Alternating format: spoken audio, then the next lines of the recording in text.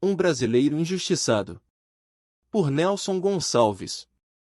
Joaquim Gonçalves Ledo tem sido bastante injustiçado na história do Brasil, poucos o citam como baluarte do movimento da independência do país. E não tem como falar de Gonçalves Ledo sem falar de José Bonifácio, com quem travou, ao longo de sua vida, grandes dissidências de pensamentos, posicionamentos políticos e de ideais. Provavelmente por ciúmes ou razões ideológicas nunca se deram bem. Sabe aquela história de que papagaio come o milho, mas periquito leva fama?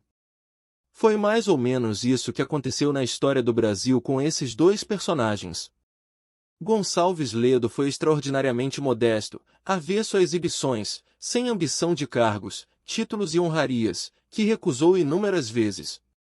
Em que pese todos seus méritos, conhecimentos, inteligência e ligações políticas, José Bonifácio de Andrada era também muito astuto e aproveitador. Nascido em família rica de Santos, Bonifácio mudou-se para Portugal quando tinha 14 anos. Lá se destacou como servidor da corte, por mais de 35 anos. Viajou por toda a Europa, às custas da corte, obtendo reconhecimento internacional na descoberta de minerais. Ledo nasceu em Cachoeiras do Macacu, Rio de Janeiro, e também foi, aos 14 anos, para estudar em Portugal. E foi lá na terra de Camões que José Bonifácio e Gonçalves Ledo se conheceram.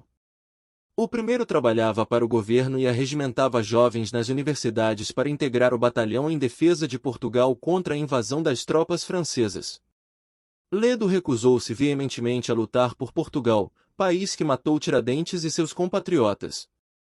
O rei Dom João VI nomeou Bonifácio, monarquista convicto, como conselheiro da corte. Ledo ajudou a fundar a primeira loja maçônica no Rio de Janeiro. Mas Dom João VI, do qual Bonifácio era conselheiro, proibiu todas as atividades da maçonaria e mandou prender todos seus líderes. O ingresso de Dom Pedro I e sua meteórica ascensão na maçonaria foi um duro golpe, arquitetado por Ledo, contra Bonifácio. Junto com o padre Januário da Cunha, Ledo criou o Revérbero, jornal que se tornou o porta-voz da campanha pela independência. Enquanto isso, Bonifácio defendia a monarquia e mantinha profundos laços de interesses com Portugal. Foi Gonçalves Ledo quem reuniu assinaturas a favor da independência e redigiu manifesto pedindo a proclamação. Dom Pedro I foi convencido a proclamar a independência.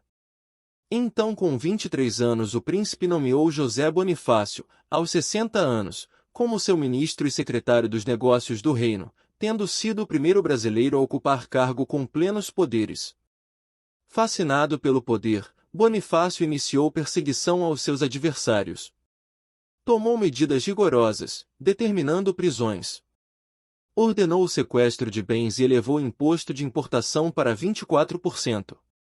Ledo teve de fugir para Buenos Aires para não ser preso. A família dos Andradas se apoderou no poder. Além de Bonifácio, outros dois irmãos, Martins Francisco Andrada e Antônio Carlos Andrada, ocupavam ministérios da Fazenda e dos Negócios. Até a irmã deles, Maria Flora de Andrada, fora nomeada como camareira-mor no Palácio Imperial. Logo surgiram protestos contra as deportações e prisões de pessoas sem culpa. Bonifácio, o velhaco como era chamado por seus adversários, caiu em descrédito. Foi preso e teve de ficar exilado por 5 anos. Em 1829 foi permitido retornar ao Brasil e permaneceu recluso na ilha de Paquetá até sua morte. O legado de Gonçalves Ledo é enaltecido pelo historiador Afonso de Taunay, que o considera como o grande articulador da independência brasileira, e pelo barão do Rio Branco, que deixou escrito que fora Ledo quem instigou Dom Pedro a proclamar a independência e ajudou a redigir a primeira Constituição. O general Luiz Pereira da Nóbrega de Souza Coutinho, ministro da Guerra em 1822, deixou registrado que Gonçalves Ledo foi, incontestavelmente, o principal vulto primacial nas ocorrências que ocasionaram a emancipação política do Brasil.